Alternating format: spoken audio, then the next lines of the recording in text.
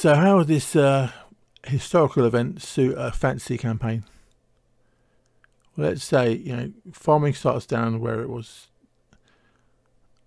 starts down there, and then it moves up eventually to around here, the north. That's stage 2, and then it spreads mostly by sea, or at least by water. Cyprus, Crete, tip of Greece, bit of Turkey, occasionally in some of these places like Cyrenaica, or in Sicily, and then whatever that's called, the Carthage region, whatever it's called. So you have the idea being that you have your sort of like, civilization bit in the eastern, starting in the Eastern Med. So your map you can draw can be, it could be anything, but it just takes this kind of basic format. So you have your civilization starts in the Eastern Med and hops across from island to island, and then along the edge of the Mediterranean, Sicily, Corsica, Balearics, etc. And then it's expanding into what is effectively a kind of non-human or demi-human wilderness, or not necessarily orcs, but it could be anything, beastmen, goblins, whatever you want, satyrs, and they create the little colony spots on the coast, like Marseille or Byzantium or whatever. So you have your kind of civilized bit. It's all connected by the sea, so it's not like a giant. Well, it is physically giant, but it's not really a very integrated or kind of of a big deal of an empire. It's like a lot of little colonies scattered around, on the islands and on particular spots along the coast, and in particular along coasts by the big rivers, at the base of the big rivers. And then you have your so it's very much more of a, in a lot of kind of fantasy campaigns they're kind of a feudal sort of system, whereas you can be more of a, at least in organisation, it's more of a kind of Bronze Age deal, where there's city states and they control the territory around them, but they don't control whole kind of countries or regions or whatever. So you've got this bunch of city states scattered around on the islands and around the coast. And then going further forward, going inside, you can have your satyrs and centaurs and orcs and goblins or beastmen or whatever it is you want, and so there's you kind of set up then for a campaign that's capable of having, you can have anything really, and you can travel to anything really, because like you could have in the Greek bit, you could have like satyrs or satyrs and centaurs or whatever. In Spain you might have, I don't know what, beastmen. In what's the UK in your game could be like, you could have a little elf kingdom or whatever. So basically it's the kind of underlying idea is a bit like the American colonization of America, but instead of having like human tribes, you make each tribe whatever, there's kinds of beastmen or dwarves or whatever.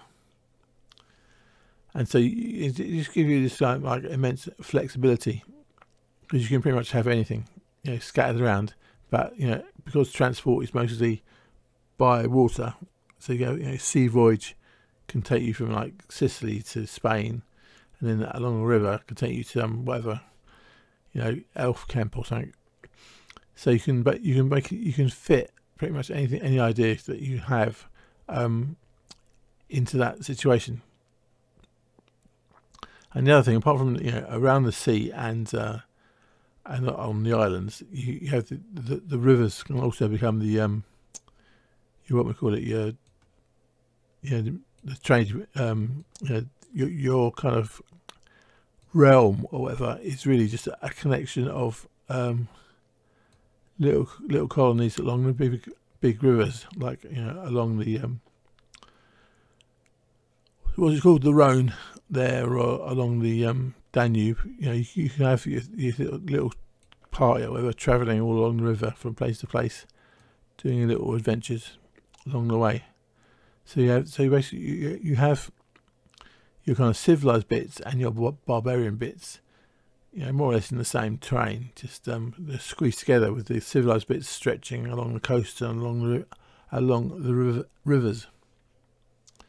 And the final aspect of that is you can have your civilized bits as kind of city-states along the various spots, like on the coast or along the islands.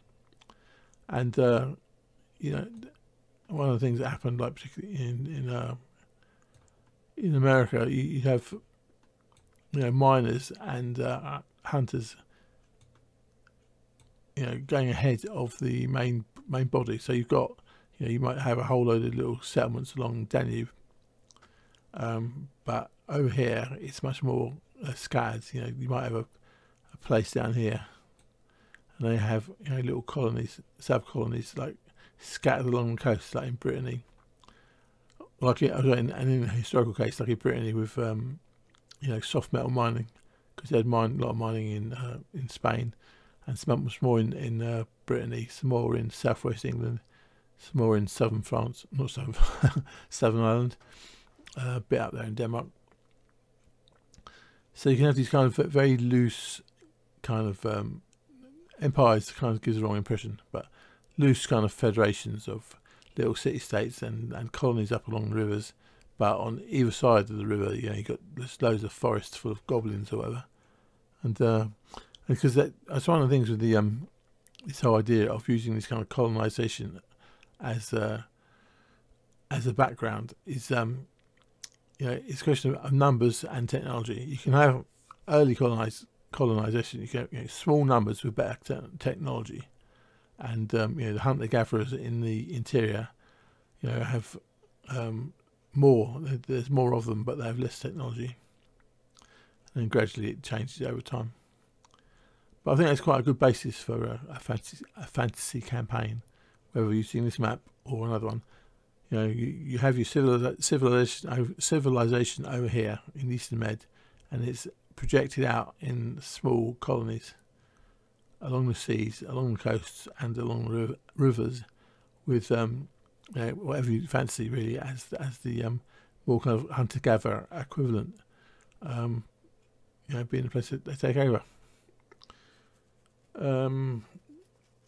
And for various other things, like centaurs in the place where the steppe invaders came from. Yes, that's just it really. I think this early colonization of Europe by the early farmers, versus the hunter-gatherers.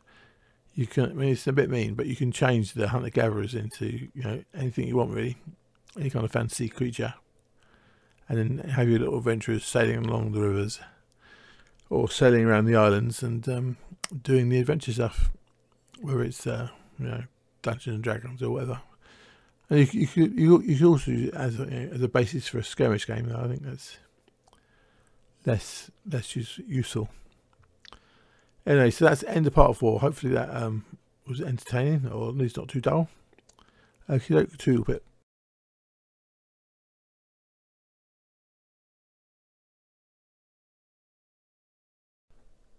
And 5. This is just a brief comment on the previous thing about using it as using this early European colonization as an excuse for doing a fantasy campaign. This is just an image I sort of found more or less by accident. I was just looking on the Danube, and so the idea you'd think you got some colony on the coast, and your kind of adventurers are coming up along the river. Either side, forget all these houses, but either side you've got this forest everywhere, lots of little goblins shooting arrows at you, and you come around to this big mountain along the river, and there's some, I don't know what, it could be whatever, some kind of dungeon in the middle of it, or I don't know, some kind of dryad camp. Basically it's the thing about using the idea of this early European colonization as the setting for a fantasy setting